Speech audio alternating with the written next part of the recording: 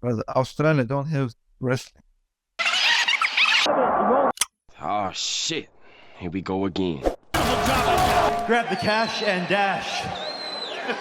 So, JDM versus Islam Makhachev, Madison Square Garden, November 15th. This has got to be the best stylistic and most competitive matchup of this year. We've got the brothers versus the fucking snag on the Barbie, mate. Who will win? Who will take home the strap? Well, today we'll be discussing this fight, what both fighters excel at, what their method of victory is, and some of the most interesting facts surrounding this matchup. If this sounds like something you'd enjoy, as usual, don't forget to smack the shit out of the like button and my anus, and let's begin. So let's start with the parts that make this fight interesting. The first glaring thing I think of when I think of this fight is that this is a first for both fighters. Not only is it Islam's first fight at welterweight, it is also JDM's first ever title defense at welterweight. That means both of these fighters will be losing their virginity status. Just like you at the ripe age of 24. Good job, yeah. Proud of you. In all seriousness though, what does Islam look like at welterweight? So if we look at Islam's statistics, he is 5'10" with a 70-inch reach. And at the lightweight division, he was huge. I mean, this guy looks like he's been rack pulling bears in the Dagestan mountains for the duration of his life so far. But apart from that, how will this affect Islam's movement at 170? And when I think of that, a few questions pop into my mind. Will the extra weight cause him to be more ploddy? Will he be even stronger in the clinch? And lastly, will this help him with his trips?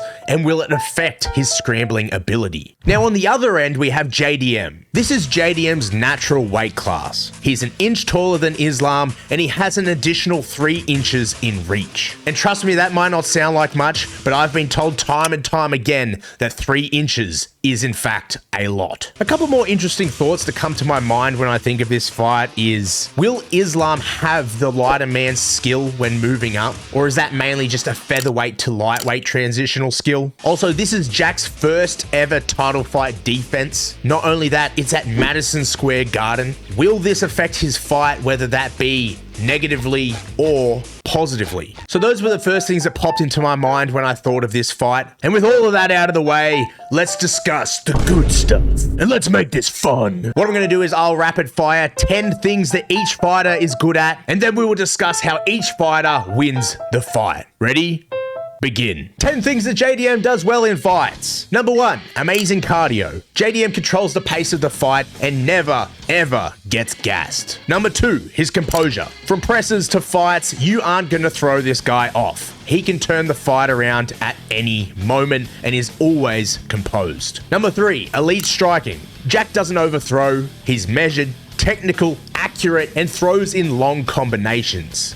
And to top all of that off, he has knockout power. Number 4, footwork. As we saw in the last fight, JDM has amazing footwork. Not only does he switch stances a lot, but he also has amazing distance management. Jack has this ability to sit just outside of the pocket, but just close enough where he can start landing dominant strikes on you at any stage of the fight. Number 5, insane chin and durability. In the UFC, we have never seen Jack wobbled. We have never seen him with a worried look on his face. This is due to his extreme durability. If you want to get JDM out of there, he has to be submitted. Number 6, he scrambles harder than my weekend eggs. Craig Jones said it himself, JDM is one of the most crafty and creative grapplers that he's ever rolled with. You might be able to take Jack down, but you definitely won't be able to hold him down forever. Number 7, constant pressure. Jack pressures you every minute of every round of every fight. Whether that be punches to the body, teeps to the body, long measured combinations, he will constantly be in your face, making sure that you're pressured and that the momentum is in his favor. Number 8, Jack's style.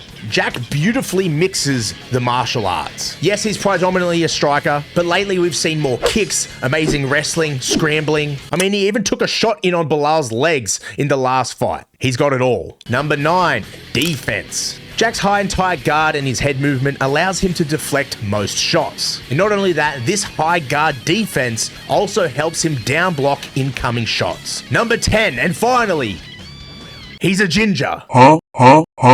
Now, 10 things that Islam does well. Number 1, bathing with the homies. Number 2, sniffing the homies. Number 3, marrying his cousin. Okay, whoa. Calm down. I was just joking. I'm still upset that he knocked out Volkanovski. Number 1, Islam's wrestling. My favorite Islam fight was when he fought with Arman Sarukian. This guy is not only insanely talented, but obviously is the hardest worker in the room and hands down the best wrestler from the lightweight division. Number 2, his submission threat. Unlike Bilal, Islam is crafty and has high-level submissions. Think back to any Islam fight, and you'll usually remember him taking out all high-level fighters with his Dagestani BJJ. That sounds illegal to say, doesn't it? Dagestani BJJ. Number 3, his judo and sambo. Not many fighters have these assets in their bag of tools. Islam has amazing trips that are insanely effective and super hard to game plan for. Number 4, patience. Islam doesn't take risks. He wins fights by implementing his game plan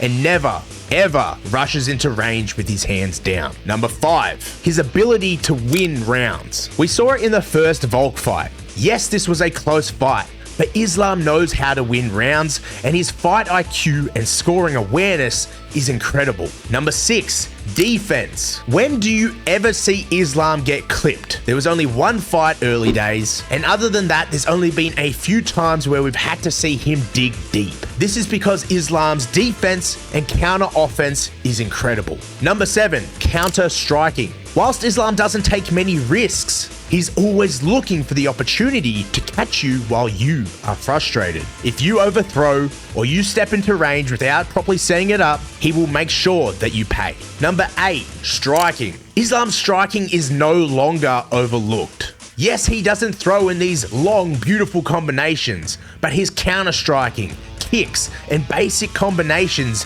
are elite and effective. Mix that in with the threat of the takedown, and you have an amazing, well-rounded fighter. Speaking of well-rounded, number 9, well-rounded. There's a reason that this guy was, or maybe still is, the pound-for-pound fighter in the UFC. He mixes everything together seamlessly. He can take you down, he can trip you and sub you, he can head kick you, he can ruin your month.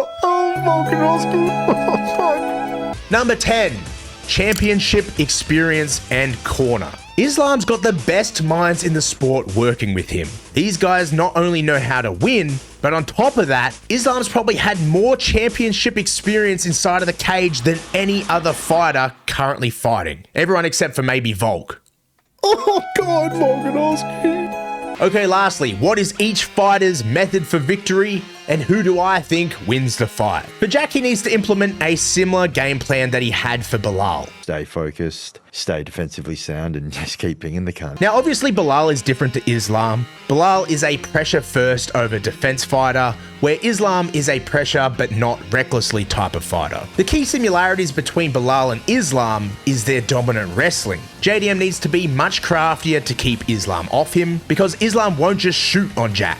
He'll clinch, he'll knee, he'll feint the takedown, and he'll do this to try wear on Jack. At the same time, Islam won't be giving the space that Bilal gave to Jack. He's not going to sit in the pocket, and he's not going to give Jack space unless it suits him. So what does Jack need to do? Jack needs to utilize his stance switching like the last fight. He needs to pressure Islam and sit in striking range early, landing shots. The sooner JDM can get into the fight and implement his style, the sooner he can start accumulating damage on Islam. JDM will need to make sure he doesn't let Islam pressure him backwards, and he needs to be very careful of his trips and clinch work, because this is where Islam will utilize his experience to nullify Jack's long combinations and pressure. Now, I think this fight will go to the ground at some stage. I don't think there's ever been a fight where Islam hasn't got someone to the ground. So when that eventually happens, he needs to bring out his beautiful scrambling ability. And not only that, he needs to prioritize safety in between positional scrambling. Islam likes to pressure you into making mistakes. And just like any good BJJ practitioner, he will let you out of a position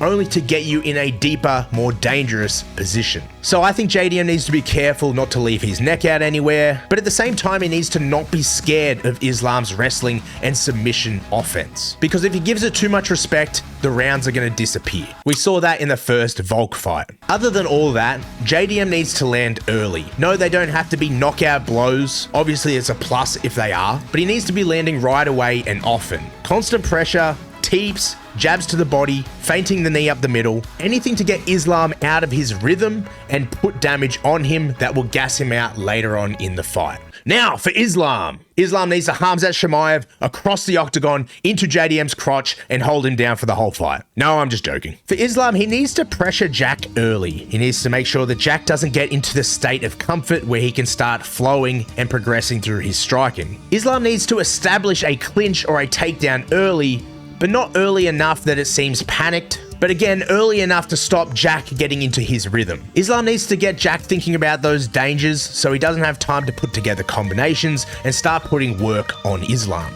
Now from there, I think he needs to try progress into the grappling to either get a submission or chain together his striking, clinching, and wrestling to end up on top and win rounds. Islam should be looking to clinch to negate Jack's offense, but also try wear Jack out. If he's successfully strong in these positions, he might be able to get up on points, gas JDM out, or even trip him and chain together some sort of submission offense. Islam needs to watch out as he disengages from these clinches though, because as we've seen, JDM rips the nastiest body shots on people who aren't expecting it. Not only could this end up with a TKO, but it could also end up gassing Islam extremely fast. Now in this fight, I think Islam will shock people in ways. I know that they don't overlook his striking anymore, but Jack has been hit in all of his fights, so I wouldn't be surprised if Islam lands some pretty big shots on him. I think that Islam will need to be patient like he always is, but not too patient because, in my opinion, stylistically, I think Jack, out of anyone, can get up on points. Jack's strikes are always going to be more damaging, he's going to be pressuring the whole time,